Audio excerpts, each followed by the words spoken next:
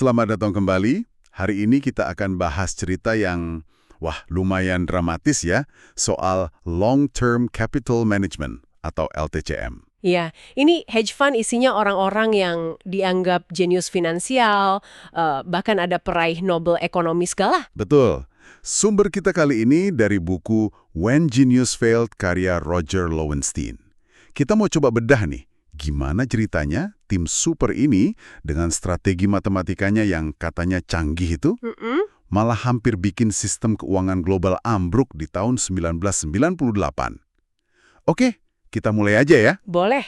Kisah LTCM ini memang studi kasus yang bagus banget ya. Soal gimana kepintaran, ambisi, model yang rumit kalau ketemu pasar dunia nyata, plus ini penting, sifat manusia, bisa kacau balau. Oke, jadi otak di baliknya itu John Meriwether, ya, mantan bintang di Salomon Brothers. Exact. Dia kumpulin orang-orang top. Iya, akademisi hebat semua. Ada Myron Scholl sama Robert Merton juga yang dapat Nobel ekonomi kan mereka buat teori opsi. Ironis ya. Nah, idenya itu katanya arbitrase ya. Cari untung dari selisih harga yang tipis banget di pasar obligasi. Benar. Cari selisih harga kecil, terus untungnya digedein pakai utang, pakai leverage. Itu intinya. Strategi intinya apa namanya tadi? Relative value ya? Betul, relative value. Jadi mereka taruhan kalau selisih harga dua aset yang mirip, misalnya obligasi pemerintah AS yang beda jatuh temponya dikit, itu pasti bakal balik normal lagi. Kedengarannya aman ya kalau per transaksi. Nah, itu dia. Per transaksi mungkin resikonya kecil, tapi mereka pakai leverage gila-gilaan. Bisa 25-30 kali modal sendiri, bahkan lebih katanya. Tunggu, 30 kali? Itu kan berarti kalau salah dikit aja, modalnya bisa langsung ludes dong. Serem juga ya. Tepat sekali. Di situ sebetulnya bibit masalahnya. Mereka terlalu percaya sama model matematikanya, yang ngukurnya pakai data volatilitas historis. Mereka pikir bisa prediksi dan kelola resiko dengan presisi.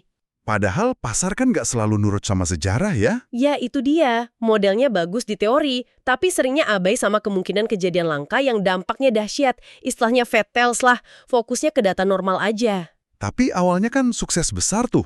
Dari 1994 sampai 1997 gitu ya. Hasilnya luar biasa, di atas 40% setahun katanya. Betul, kelihatan kayak mesin pencetak uang tanpa risiko. Makanya dijulukin fakultas keuangan terbaik dunia. Modal awal 1,25 miliar dolar jadi sekitar 4,7 miliar dolar dalam beberapa tahun. Tapi pasti ada tanda bahaya dong. Nggak mungkin mulus terus. Ada dan besar sekali. Utangnya itu raksasa. Bayangin, aset 100 miliar dolar, modalnya cuma 4,7 miliar. Belum lagi eksposur di derivatif, itu nilainya bisa di atas 1 triliun ya. Gila kan? 1 triliun dolar. Iya. Dan mereka itu terkoneksi erat sama semua bank besar Wall Street. Masalah satu bisa nyeret semua. Terus muncul juga kesombongan. Oh ya? Gimana tuh? Ya, si Scholes itu katanya pernah bentak calon investor. Mitra lain ada yang bilang mereka untung karena kami lebih pintar. Rasa percaya diri yang berlebihan ini bikin mereka buta sama risiko yang numpuk. Oke, terus pasar obligasi mulai jenuh ya? Peluangnya makin sempit. Iya, karena banyak yang niru strateginya. Akhirnya LTCM masuk ke area yang lebih berisiko.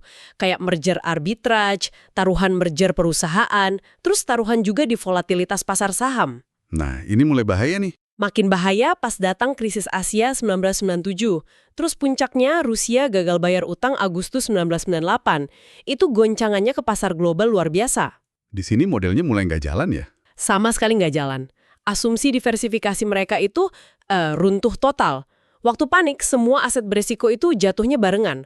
Korelasi jadi satu semua. Padahal strategi mereka kan butuh harga balik normal, bukan malah jatuh serempak. Likuiditas gimana? Pasti susah jual aset kan? Susah banget. Likuiditas pasar kering kerontang. Mau jual aset nggak bisa cepat, kalaupun bisa harganya anjlok parah. Kerugiannya, Berapa ruginya? parah. Bulan Agustus 1998 aja, mereka hilang 44% modal. Itu sekitar 1,85 miliar dolar. Paling parah tanggal 21 Agustus, sehari rugi 553 juta dolar. $0,5 miliar lebih? Sehari? Astaga. Kebayang kan tekanannya di kantor mereka? Bank-bank langsung panik, Bierstein sampai ngancem mau stop clearing transaksi mereka. Itu bisa bikin langsung bangkrut. Dengar-dengar Goldman Sachs malah main di belakang ya? Ada dugaan begitu. Diminta bantu, malah transaksi ngelawan posisi LTCM. Tambah rumit situasinya. Nah, ini dia nih. LTCM ini kan gede banget ya, terus nyambung kemana-mana. Kalau sampai dia kolaps, Itu bisa memicu efek domino. Bank-bank besar ikut runtuh, pasar kredit global bisa macet total. Risiko sistemik namanya. Ini yang bikin The Federal Reserve New York, bank sentralnya AS itu, turun tangan. Mau nggak mau. gimana caranya Fed turun tangan? Kan LTCM bukan bank biasa. Presiden Fed New York waktu itu, William McDonnell, dia kumpulin semua bos bank Wall Street. Negosiasinya alot banget kabarnya. Akhirnya 14 bank setuju patungan nyuntik dana talangan. Berapa besar? 3,625 miliar dolar. 3,625 miliar dolar, uang itu dipakai buat ambil alih 90% saham LTCM biar nggak sampai hancur lebur dan menyeret yang lain. Ini langkah darurat banget. Padahal LTCM itu di luar pengawasan langsung Fed. Pasti kontroversial banget ya keputusannya ya. Oh jelas. Di satu sisi ya baguslah mencegah krisis finansial yang lebih luas. Tapi sisi lainnya, ini menciptakan apa yang disebut moral hazard. Maksudnya? Ya kayak ngasih sinyal ke institusi keuangan raksasa lain.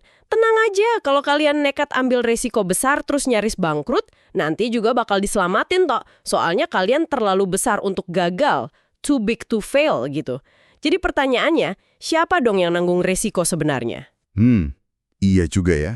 Jadi kalau kita tarik pelajaran penting nih, buat pendengar dari kisah LTCM ini, apa aja intinya? Yang paling jelas, bahaya leverage yang kelewat batas. Terus, model finansial secanggih apapun itu ada batasnya, apalagi kalau udah berhadapan sama kepanikan manusia.